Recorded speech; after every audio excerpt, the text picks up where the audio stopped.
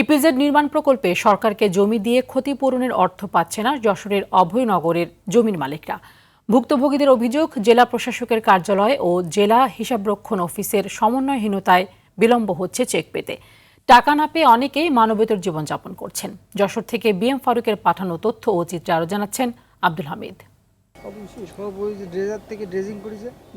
নিজ জমি সরকারকে দেয়াই যেন কাল হয়ে দাঁড়িয়েছে যশোরের অভয়নগরবাসীর।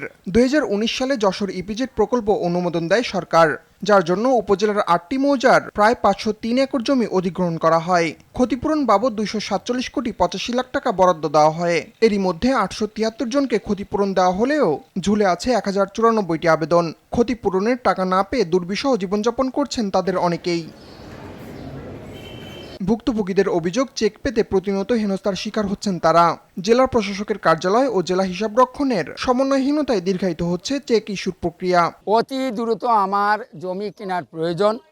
আমি প্রধান শিক্ষক হিসেবে 3 বার গেছি ডিসি অফিসে, ভূমি অফিসে।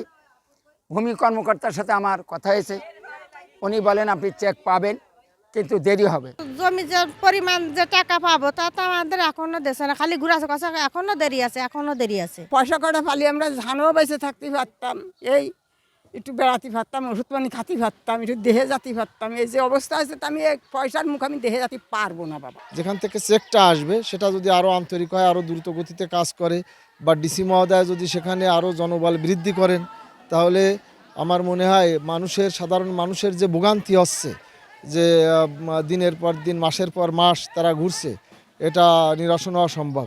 এ বিষয়ে ক্যামেরার সামনে কথা বলতে রাজি হননি জেলা accounts and finance officer Mokhlesur Rahman. আর ধীর গতির কারণ হিসেবে জনবল সংকটকে দায়ী করছেন জেলা প্রশাসক। এই বিষয়ে আমরা তাদেরকে অনেক পত্র লিখেছি একাধিকবার, আবার নতুন করে আজকে একটা পত্র লিখবো যাতে মানুষ দ্রুত চেক পেয়ে যায়। আমাদের এন্ডে কিন্তু কোনো ডিলে হচ্ছে না, বিলম্ব হচ্ছে না।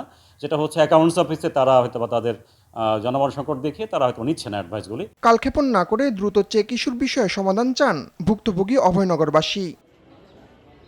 আব্দুল হামিদ, RTV।